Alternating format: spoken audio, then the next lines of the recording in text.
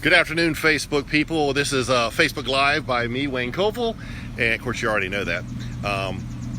So I am in Dinwiddie County. I'm in, basically, this is Ford or Wilson's? So we're in Ford, and it has been an eventful 2 hours for Dinwiddie Fire and EMS, and we'll get into the details about what has happened here. The best news that we could ever say is that a 5-year-old boy who was trapped in a chimney has been rescued. He is on his way to the hospital, but he just basically has some scrapes, some bruises. They need to check him out because of the soot that he had inhaled, but it is a miracle that he got out. So I'm with Chief Dennis Hale. He's the head of Fire and EMS for Dinwiddie County. I'm gonna flip around real quick. And so Dennis, first of all, a sense of relief for you and everybody that was here. Yes, absolutely. Anytime you have a child involved in an incident, especially one where it's going to take some time to rescue them, it's always stressful. All right, so we're going to spin this around real quick, Dennis. Okay. So this is the house. Yes, sir. And that's the chimney right there. And then these are the windows. So describe what the windows have to do with the chimney. Well, we believe the young man was in his bedroom and actually opened his bedroom window and stepped out onto the roof and decided that he was going to walk over to that chimney on the roof and put himself down it.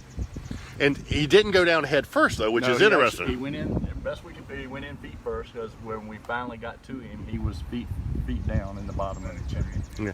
The day is one of those days that those mutual aid agreements that the media always talks about, mutual aid. This was a key to the success here. Describe who you called in, why you called in so many, and what the task was, because I think people are going to be interested to find out exactly how you got him out. Well, initially at first, we're getting our dispatch information that he's stuck in the chimney by the callers, and so, figuring that they told us the chimney was over 20 feet in height, and so when we figured that, not knowing what we'd need to do when we got here to get him out, we went ahead and made a mutual aid request to both the Crater Regional Technical Rescue Team and Chesterfield County for their technical rescue team, to make sure that we had enough resources here to do whatever was going to be necessary to rescue the young man. And it was a lot. You had thought about, and I think everybody's first response was drop a rope down and bring him out, but that may have caused more problems. Yeah, actually, over time, he had shimmied his way all the way to the very bottom of the chimney in the basement of the house, actually. So about 20 feet down. Probably 20 to 25 feet, somewhere in there. So to hook a rope to him and pull him all the way back up through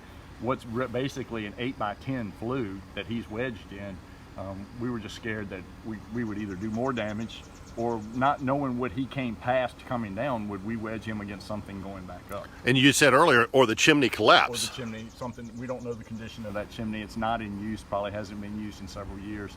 And so we don't, he's actually in a pretty good spot because he was standing on the bottom of the chimney with his feet.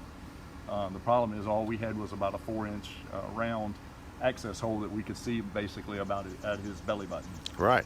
And so you guys made the decision, let's go to the basement and we're going to dismantle the front of this thing. So describe that process and how many people it took. So we had about 50 technical rescue folks from the two teams here, along with our staff, our medics and engine company from Dinwiddie. So what we decided to do was to actually go below him. We knew he was able to tell us that he was standing on what he believed to be dirt. So we knew where we could then guess from his size where his feet actually were and where he was standing. We actually went below that and chiseled the front of the chimney out with some braking tools that the technical rescue teams carry. Opened up the front of the chimney and actually were able to take that dirt from below him and then basically work our way up to him like a puzzle, taking the bricks and the rest of the chimney out until we could slide him out. And now let's talk about the 5-year-old. 5 years old. Yes. You were here with him for 2 hours. Yes. What are your thoughts on him? Didn't cry. He's a tough little guy. And actually, like I said, he was able to help us because when we actually could make access to him, he stayed very calm for the most part. And he was actually able to tell us, my arms are above my head, I'm standing on dirt, different things that were able to help us figure out what's going to be the best means to try to get him out of here. But he didn't panic. He didn't panic. Now you and all your training, you decided to have one person be his contact point, so you guys could work on dismantling the chimney. Yep. So tell me about that. So we just, we had one medic that just basically, once we had access to him, would just always keep contact with him, and you know, we made him a part of the incident, asking him those questions, and you know, and that let him stay calm, I think, because he knew we were working and he was helping us. Yeah. Now there was someone who was kept asking you a question. It was not the media. No. So who was, out of everyone here, who was most concerned? His little sister was just adamant from the minute we got here that we were going to help her little brother, and we needed to get him out of the chimney. And she, every couple of minutes, she was, you know, hey, are we getting him out of the chimney? And she was just on time. You will go back and critique this and critique what everyone did, the two different technical rescue teams, but looking at it right now, your thoughts on just how important these specialty teams are. Obviously, nobody in the region can support one of these teams fully on their own. So, and you know, on any given day, I mean, it took 50 people out of 7 other departments to come here and effect this rescue. So we're impacting a lot of folks to do that. But those two teams trained together, they worked together. There was no issues with the cross-training of the two groups together, and everybody just, I mean, we had a group from Crater, a group from Chesterfield, and a group from Dinwiddie in that basement together, and just made it happen. This is why these teams are so important, this specialty training. And this specialty training and us training together constantly pays off in something like this. Now, to reiterate, there are a lot of people asking me questions here on Facebook. They just need to know, how did he get into the chimney? Best we can figure is he exited his bedroom window and shimmied up the roof to the chimney and jumped in. Right. And so again, I mean, just tons of people. Petersburg, sometimes we hate to name all people, but Chesterfield, Petersburg, Dinwiddie was here, Fort Lee was here, Prince George was here, Hopewell. Fort Lee.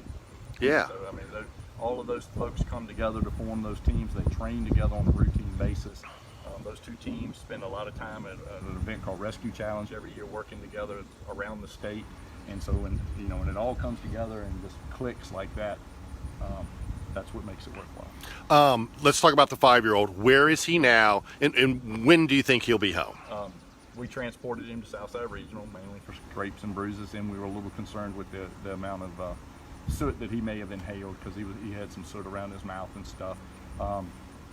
I imagine that he'll be checked out at the hospital. If they keep him for observation, maybe, but most likely I would imagine he'll be treated and released at some point later today. And you had told me earlier he's got quite a tale. He's got quite a story for kindergarten or first grade next year. Yeah.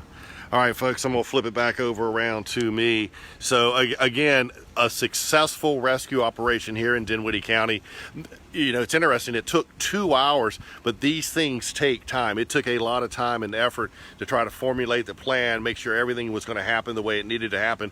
And Dennis tells me, Chief Hale tells me, once the bricks started coming out, about 20 minutes, and then there was a very much a smiling young man on the other side of that chimney, very happy that that he was being rescued here. So 5-year-old that climbed out of a window, made his way to the chimney, dropped down the chimney feet first, about two and a half hours ago at this point, here in Dinwiddie County, has been successfully rescued by 2 technical teams, one out of Chesterfield and the Crater Technical Rescue Team, and along with Dinwiddie County was the lead agency here. We'll have more pictures for you tonight at 5 and 6 and on our web, and so that's all we've got for now. Thanks everyone for watching, and I hope we answered all your questions, and we will see you on the news.